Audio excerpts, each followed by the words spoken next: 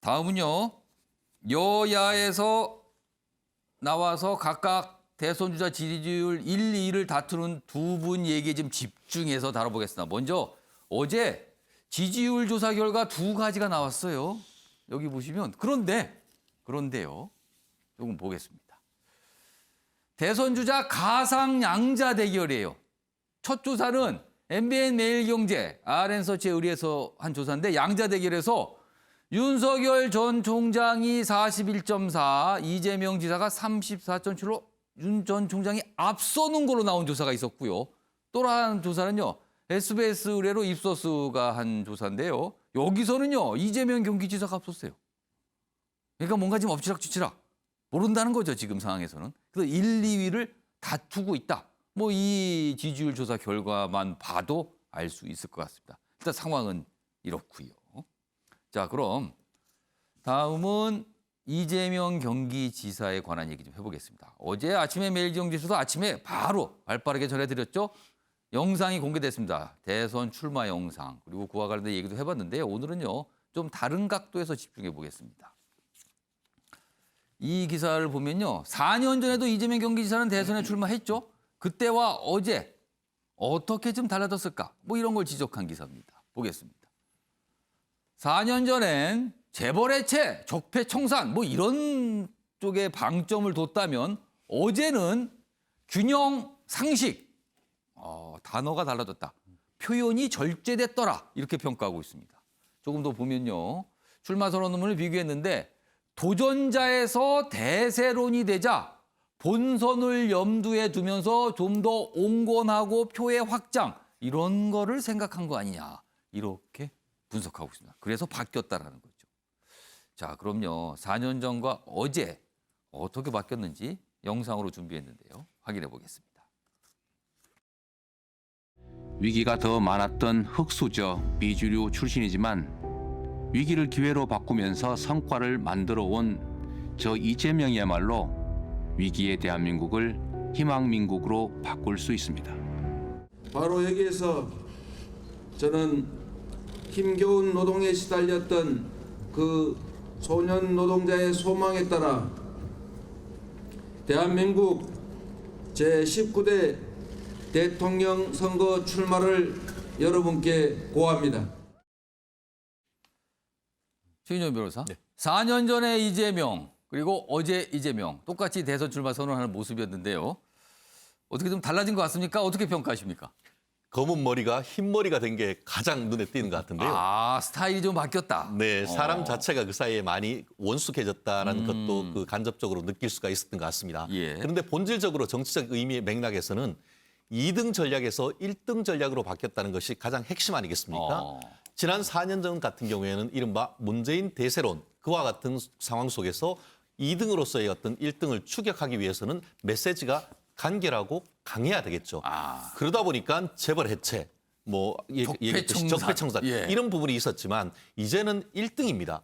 아까 같은 경우에는 지금 뭐 합종연행 지금 이제 다른 후보들 같은 경우에는 그 후보 단일화를 얘기하는데 나도 거기에 끼고 싶긴 하지만 그거 쉽지 않을 텐데 이럴 정도로 지금 자신감이 있지 않습니까? 그러면은 지금 말씀드렸던 당내에 있는 강성 어떤 친문 지지뿐만 아니고 국민들을 바라보는 한마디로 본선 직행 전략을 하다 보니까 지금 얘기하는 것에 그랜드 플랜으로서의 어떤 성장. 지금 같은 경우에 일자리가 없는 것이 결국은 나눠 먹기 하려고 하니까 어렵다. 결국은 성장이 있어야 분배도 있을 수 있기 때문에 성장이다. 다만 거기에 이재명식 성장은 앞에 공정이 들어서 공정 성장이라는 걸 내는 것 아니겠습니까? 결국 말씀드렸듯이 1등 전략을 하다 보니까 예. 국민들을 포용할 수 있고 성장할 수 있는 비전을 보여주는 정말 어떤 큰 리더로서의 역할을 한다는 메시지는 상당히 저는 개인적으로 좀 긍정적으로 평가를 합니다. 다만 그 일부에 있어서는 지금 여러 가지 논란이 되고 있는 한계, 어떻게 보면은 욕설 논란이라든가 이런 부분에 대해서 과거에 이제 행적과 그렇죠. 관련된 거죠. 그런 부분에 대해서 사과를 했습니다만 과연 그 사과가 국민들에게 진정성 있는 사과로 받아들여지는 것이냐. 그리고 그 이번 그 문재인 정부에서 공직자 어떤 그 후보에 대해서 스크리닝을 할 때 기준이 예를 들어서 뭐 음주운전이 있어도 안 된다. 뭐 그런데 사실은 이 법조인으로 살아왔지만 굉장히 굴곡진 예. 법조인으로 하면서 여러 가지 어떻게 보면은 네거티브적인 측면이 많은데 과연 그 부분에 대해서 진정한 국민들에게 반성을 했는가 이런 부분에 있어서는 한계가 있었던 것 같습니다. 다만 그럼에도 불구하고 이번 문재인 정부를 넘어서 예. 정말 거기에서 그 재벌에 대해서도 뭐 어떤 증세라든가 아니면 재벌을 어떻게 타도하게 해체하게 그런 말이 없어진 것만 해도 예. 기업에서도 상당 부분 호평이 나올 수밖에 없는 그런 상황이 아닌가 생각합니다. 추가 질문 하나 드릴게요. 네. 최인정 변호사는 제가 알고 있기로는 TK 민심을 잘 이해하고 계시는 걸로 제가 알고 있거든요. 어제 이재명 경기지사 본인의 대선 출마 선언 영상을 공개한 이후에 안동을 방문했습니다. TK를 방문한 거예요. 그렇습니다. 그러면서 뭐 여러 가지 곳을 방문을 했어요. 그리고 아까 보면 인사도 하고 절을 하는 모습도 포착이 됐는데 TK 표심, 이재명 경기지사의 어떤 마음, 표심을 좀 줄까요? 어떻게 전망하세요? 상당히 소구력이 있습니다. 소구력이 분명히 있다. 있습니다. 사실 그 본인도 얘기를 했습니다만 본인이 지금까지 살아온 가장 그 철학의 핵심은 이 안동의 선비 정신이다 이렇게 얘기를 했는데요. 예. 사실 많은 사람들이 그 이재명 지사의 고향에 대해서는 지금까지 잘 몰랐을 겁니다. 어제 안동에 가는 것을 보고 저분이 대구 경북 사람이었어? 이렇게 얘기했던 사람들이 있었단 말이에요. 아시는 분은 아시고 모르시는 분은 모르실 그렇죠. 수 있어요. 사실은 굉장히 그 어떤 고향에 대한 얘기를 지금까지 거의 하지 않았던 분인데 첫 일정 사실 많은 정치인들이 첫 일정을 하면은 이 그 서울에 있는 동작동 국립묘지를 참배한 다음에 아니면 광주로 가서 5.18 묘지 지금 여당 대부분 분들은 그렇지 않습니까? 많은 경우 그렇죠. 많은 것이 그런데 예. 사실 지금 그 이재명 그 후보 같은 경우에는 본인이 생각하기에 적어도 본인이 생각하기에 호남표는 이미 내 거다라고 생각을 하는 것 같습니다. 그 반면에 본인의 태어난 곳에 대한 TK에 대한 그 강력한 어떻게 보면 소구 전략 어떻게 보면 이제 동진 정책을 지금 얘기를 하고 있는데요. 본인의 아이덴티티를 얘기를 함으로써 예. TK에서도 본인의 표를 얻으려고 하는데 저 또한 그 주위의 분들한테 얘기를 해보면은 본인 고향이 대구 경북이라는 점에 대해서 상당 부분 공감을 느끼는 분들을 제가 많이 봅니다. 그렇기 때문에 아마 그런 점에 있어가지고는 마치 지금 그 국민의힘 같은 경우에는 서진 예. 전략이라고 해서 광주에 굉장히 고해를 하고 있다고 해서 민주당이 어떻게 보면은 내부에 좀 비상이 켜졌다, 빨간불이 켜졌다라고 한다고 하면은 오히려 이재명 지사가 지금 동진 전략으로 예. 해서 TK에 소구하는 그 부분에 대해서 지금 그 국민의힘이 대응해야 되는 그 시점에 온 것이 아닌가 생각합니다. 국민의힘에게는 숙제를 주는 모습이다 이렇게 평가를 하신 거네요. 방금 설명하시면서 얘기를 하셨지만 이재명 경기지사가 이제 과거 행적과 관련된 논란들이 계속 있잖아요. 이거 선거 때마다 나오게 되는데 어제도 그런 질문을 받았습니다. 그래서 이 기사가 나온 겁니다. 가족의 욕설 뭐 한 거 인정, 용서 바랍니다. 뭐 이렇게 얘기했어요. 설명을 쭉 했어요. 도덕성 논란 정면 돌파 아니냐 이렇게 평가하고 있습니다. 그러면서 여러 가지 어제 상황을 좀 설명하고 있죠. 자, 그럼 어제 이 사안과 관련해서 어떻게 설명을 했는지 보시죠.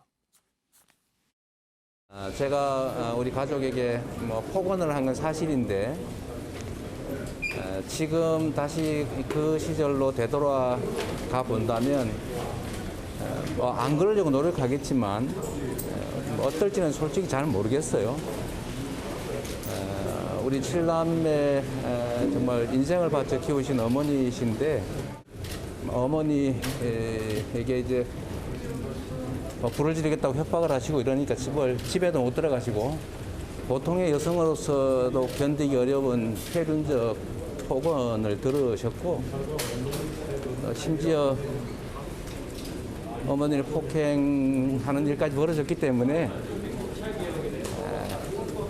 제가 참기가 어려워서 제가 가족들의 시정 개입이나 이권 개입을 막다가 생긴 것이었기 때문에 우리 국민들께서 그런 점들은 조금 감안해 주시고 또 제 부족함에 대해서는 용서를 바랍니다. 죄송합니다. 조 교수님, 네. 그러니까 상황에 대한 설명을 쭉 하고 죄송하다, 용서를 바란다, 뭐 부족하다 이렇게 얘기했어요. 뭐 사과도 한 거죠. 어떻게 평가하시겠습니까? 확실히 4년 전 경선 그때하고 완전히 달라지신 모습 같습니다. 그리고 저는 감성 정치의 아주 좋은 예라고 생각이 드는데요. 감성적으로 접근을 했다 지금. 네. 왜냐하면 용서를 바란다는 얘기 앞에서는 진실성이 솔직히 느껴졌고요. 그런데 그 용서에는 스토리를 담았습니다. 내가 욕설을 한 것은 내 인성이 파탄난 그런 것이 아니라 갈등의 기초 원인은 어머니의 그 폐륜적 상황에 대한 어쩔 뭔가 수 없는 사연을 얘기했다는 거죠 네, 지금. 맞습니다. 그 스토리에 당위성을 입힌 거거든요. 그리고 그 가족들이 나의 어떤 공직의 이권의 개입을 통해서 하려는 그 부당한 것에 대한 저항이었다. 그런 것들을 항변하면서 용서를 바란다라는 것. 근데 예전에는 용서를 바란다라는 그런 표현들을 되게 하지 못하셨거든요. 조금 발끈하는 모습들을 보이셨는데 예. 이거를 깔끔하게 인정하는 모습을 보이면서도 거기에 스토리를 입혀서 나는 그렇게 막말을 하는 사람이 아니다라는 그런 것을 강조했다라고 저는 생각이 들고요. 그리고 또 하나는 이 부분이 저는 범야권 후보들, 뭐 윤석열 전 총장이라든지 예. 이런 분들에 대한 어떤 좀 견제구라고 생각이 드는 게 어제 저 모습이 그렇게 네. 견제구로 해석이 된다. 왜냐하면은 나는 이 혹독한 검증의 터널을 벗어났다라고 지금 어떻게 보면 선포하시는 행위거든요. 뭐 대법원 판결에서부터 예전에 예. 계속해서 논란이 있었던 부분들을 나는 모든 걸 거치고 통과했다. 근데 당신들도 이제 이 검증의 시간들에 대해서 무슨 말을 할 것이냐라는 거에 대한 견제구도 저는 읽힌다고 생각이 듭니다. 이제는 그쪽에서도 답을 좀 하셔야죠. 뭐 이런 의미도 들어있는 것 같다는 거네요. 자, 앞서서 본 기사와 영상은 과거 이제 욕설 논란 이 부분에 대한 어제 설명이 있었죠. 그러나 이재명 경기지사 관련된 내용은 좀 더 있습니다. 향후에 아마 이런 질문도 받으실 것 같아요. 기사 보겠습니다. 두 가지 기사 좀 동시에 준비했는데요. 이렇습니다. 막말, 요건 좀 어제 설명을 했죠. 그런데 여기 한겨레 기사는 또 이런 것도 지적하고 있어요. 조폭 연루설도 넘어야 할 산이다. 그리고 여배우 스캔들 의혹 등도 아직 남아있다. 이런 사안이에요. 여기 좀 지적을 하고요. 그리고요, 그 옆으로 가겠습니다. 경쟁 후보 단일화, 경선길 가장 큰 고비다. 반 이재명 구도, 이게 저 숙제다. 이거 어떻게 풀 것인가. 이렇게 좀 보고 있고요. 강성 친문들의 정서적 거부감 역시 과제다. 그러니까 이 기사 두 가지 기사에 향후 이재명 지사가 끊임없이 질문을 받게 될 내용을 다 다루고 있습니다. 지금요. 자, 그럼요. 이 당내 친문들의 정서적 거부감 이와 관련돼서 어제 이재명 지사가 설명도 했거든요. 확인해 보겠습니다. 권리당원 분들 중에 일부 저에 대해서 반감이나 네거티브를 하시는 분도 계시긴 한데 저는 전체 80만 권리당원 중에 극히 일부라고 생각하고 우리 권리당원들 대부분께서는 정권의 재창출과 민주정부의 승계를 바라십니다. 자, 김구락 교수님. 네.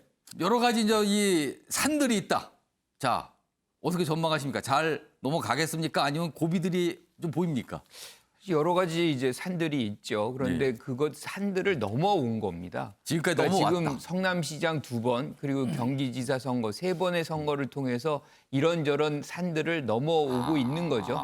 그래서 저는 뭐 가장 중요한 산은 지금 친문의 어떤 부분들을 어떻게 이제 끌어안고 가느냐. 당내에 남아있는 이재명 지사에 대한 거부감. 그렇죠. 이제 그런 부분들인데 저는 그 부분도 그렇게 크게 걱정거리는 아니다. 왜냐하면 지금 윤석열 전 총장도 얘기를 하지만 거기에서 가장 큰 화두는 정권 교체잖아요. 이견이 있어도 정권 교체를 위해서 다 단합하자. 여기도 마찬가지일 가능성이 있다고 봐요. 그러니까 여러 가지 이견이 있고 뭐 계파가 달라도 사실상 정권을 재창출하지 않으면 더 어려워진 상황. 그게 이제 2007년도에 그 학습 효과가 있거든요. 그러니까 사실상 이명박 전 대통령에게 정권을 넘기면서 그 이후에 10년이 민주당이 어떻게 겪었는지를 생각한다 그러면 내부의 어떤 갈등 뭐 이런 부분들은 사실상 경쟁력 있는 후보 중심으로 해서 해소가 되고 단합하는 그런 결과로 나타날 수밖에 없다. 저는 그래서 큰 문제점이 없다고 보고 지금 어제 이제 출마 선언문에서 굉장히 인상적인 거는 저는 저는 시대의 화두를 잘 포착했다. 사실상 어떻게 보면 코로나 시대 이전과 이후가 구분이 되거든요. 이건 대공황 같은 재난적 상황입니다.